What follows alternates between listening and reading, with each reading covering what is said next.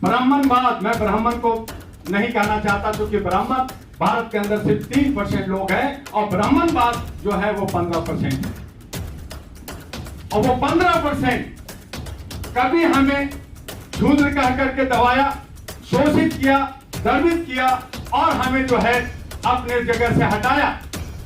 अंग्रेज जो है, जब उन लोगों ने हमारे बहुत सारे कानूनों को जो गलत था, हमारे ऊपर जो शोषण हो रहा था, उसे जब हटाया गया तो वो ब्राह्मणवाद अंग्रेजों के खिलाफ लड़ना शुरू किया और लड़े। लेकिन हमारे जो शूद्र हैं उनको आगे करके लड़े। बिहारी कहने से शर्म आता है कि मैं बिहारी कहा, इसका मतलब गाली हो गया। मैं दिल्ली के अंदर 34 लाख बिहारी हैं, मैं तमाम लोगों को कहता हूं कि आप शान से कहो मैं बिहारी हूं। और उसी तरह से भारत के अंदर जो 85% शूद्र हैं वो शान से कहें कि हम शूद्र हैं और हम शूद्र हैं। ये 85% का अधिकार हमें कैसे मिलेगा? उसके लिए बाबा अंबेडकर ने, पेरियार ने, फुले ने, कर्पूरी ठाकुर ने और हमारे जस्टिस साहब सभी लोगों ने लगातार प्रयास करते हैं, लेकिन वो प्रयास सफल नहीं होता क्योंकि उन लोगों का जो मंशा है कि इन शूद्रों को, अरे ये सब जागृत होने लगे हैं, ये पढ़ने लिखने लगे हैं, ये जो है पदाधिकारी और जजेस भी बनने लगे हैं, कैसे तोड़ा जाए? तो उन्होंने कहा कि एक काम करो, फारसी का शब्द है हिंदू, जिसका मतलब होता मानसिक गुलाम। ये तो हमारे पहले भी गुलाम थे, इनको हिंदू राष्ट्र बना। तो हिंदू राष्ट्र बनाने की बात हो रही, हम लोग बहुत खुश हो रहे हैं कि हमें हिंदू राष्ट्र मिल रहा है। हमें हिंदू राष्ट्र नहीं मिल रहा, हमें मानसिक गुलाम का राष्ट्र देने की बात कर रहे हैं। वो फिर एक चाल चल रहे हैं और उस चाल में हम सब लोग, महामूर्ख लोग, हम लोग फंस रहे हैं और हिंदू हिंदू की बात कर करके हम उन्हें ही वोट दे करके उन्हें ही सत्ता में पहुंचा रहे हैं। आप देख रहे हैं पब्लिक आवाज टीवी।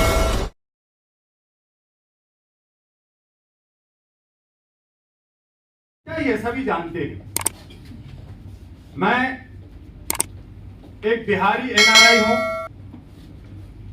पढ़ा लिखा हूं लेकिन अनपढ़ हूं और उस समुदाय का एक हिस्सा हूं जो महामूर्खों का समुदाय है। आज हम सब लोग जो बहुत सारे मीटिंगें करते हैं, हजारों सारे संस्थाएं बना रखा है, लाखों संस्थाएं बना रखा है। ब्राह्मणवाद, मैं ब्राह्मण को नहीं कहना चाहता क्योंकि ब्राह्मण भारत के अंदर सिर्फ 3% लोग हैं और ब्राह्मणवाद जो है वो 15% है। और वो 15% कभी हमें शूद्र कह करके दबाया, शोषित किया, दर्दित किया और हमें जो है अपने जगह से हटाया। और उन लोगों ने मुगलों को भारत के अंदर लाए, कुछ नहीं बोला। उसके बाद अंग्रेज आए।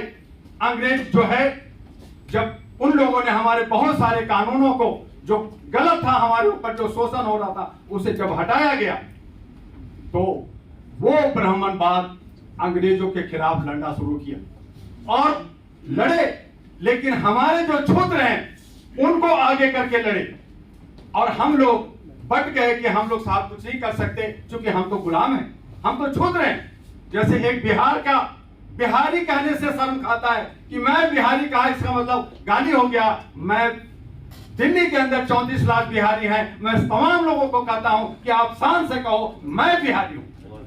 और उसी तरह से भारत के अंदर जो 85% शूद्र हैं वो शान से कहें कि हम शूद्र हैं और हम शूद्र हैं और हमारा अधिकार है और हम सम्मान के साथ ये शूद्र का एक जो शूद्र उन्होंने बनाया हमने एक्सेप्ट करते हैं।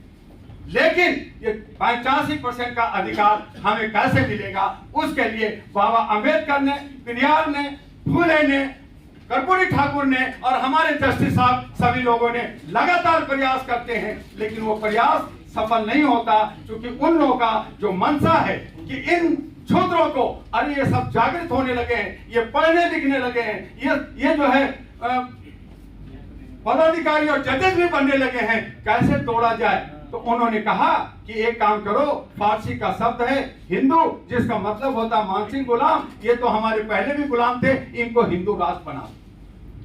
तो हिंदू राष्ट्र बनाने की बात हो रही, हम लोग बहुत खुश हो रहे हैं कि हमें हिंदू राष्ट्र मिल रहा है। हमें हिंदू राष्ट्र नहीं मिल रहा, हमें मानसिक गुलाम का राष्ट्र देने की बात कर रहे हैं। वो फिर एक चाल चल रहे हैं और उस चाल में हम सब लोग महामूर्ख लोग हम लोग फंस रहे हैं और हिंदू हिंदू की बात कर करके हम उन्हें ही वोट दे करके उन्हें ही सत्ता में पहुंचा रहे हैं। हमें जरूरत है, हमें लंदन जस्टिस साहब के नेतृत्व में, हम तमाम लोगों के नेतृत्व में, जो अंबेडकर साहब ने कहा कि अगर आपको अधिकार चाहिए, अगर आपको कुछ हक चाहिए, अगर आपको आरक्षण चाहिए, तो हमें आरक्षण नहीं चाहिए। हमारा 85% है, हम 85% लेंगे।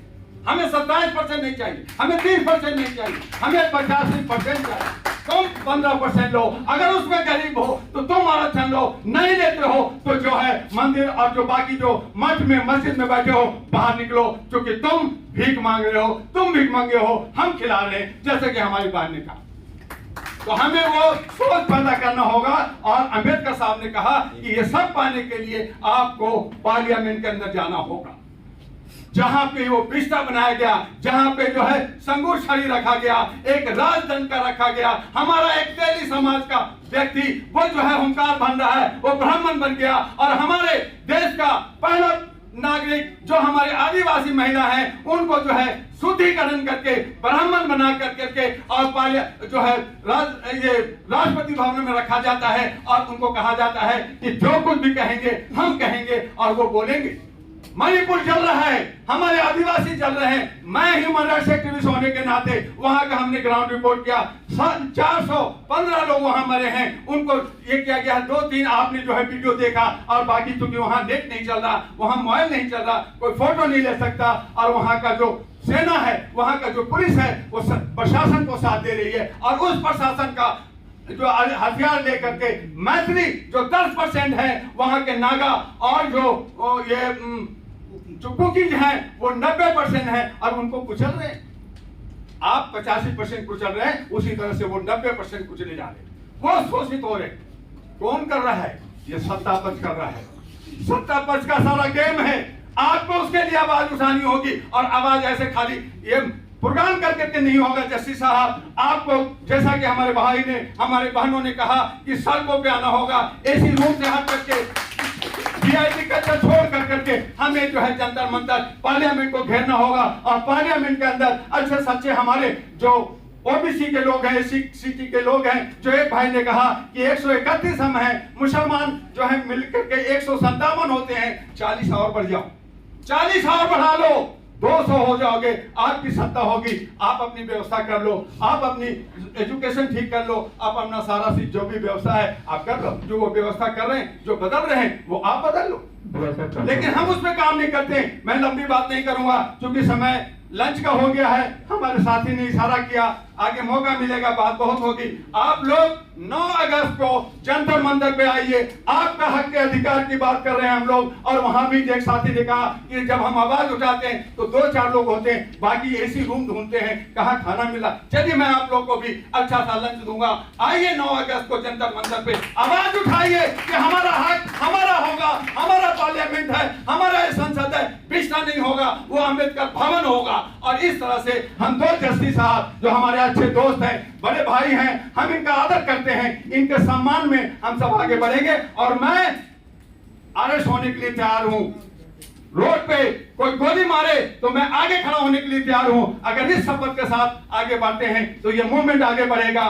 तेलंगाना में 2 से 3 करोड़ लगा करके मैं 40 कैंडिडेट खड़ा करने जा रहा हूं असेंबली में। अगर आप लोग उसमें सहयोगी बनना चाहते हैं तो आइए। और मध्य प्रदेश के साथी हैं, वहां पे भी पैसा लगेगा। अगर 2-3 करोड़ का व्यवस्था हो जाए और वहां पे एक जन आंदोलन हो जाए तो हम वहां से भी 10-20 चाहे 15 या 10 भी हम अगर सांसद निकाले, ये विधायक निकाल लेते हैं तो एक हमारा राज्यसभा में भी जा सकता है और हमारी ऐसी ताकत बनेगा। लेकिन हम अगर ये सोचेंगे कि 230 या 119 जीत जाएंगे, ये असंभव है। तो जितना हो सके उतना करें। मध्य प्रदेश, छत्तीसगढ़, राजस्थान और सिक्किम और तेलंगाना का बहुत दौर मैं निभा रहा हूँ और मानवाधिकार पे 40 कैंडिडेट खड़ा करने जा रहा हूँ। 11 अगस्त से मैं तेलंगाना के टूर पे हूँ।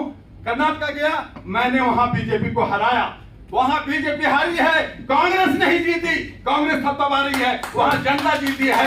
और इसी तरह से हम ये 5 राज्यों में हम जीतेंगे, चाहे कोई जीते लेकिन बीजेपी को हराएंगे। बस इन्हीं शब्दों के साथ आगे बहुत बात होगी। जय हिंद, जय भारत।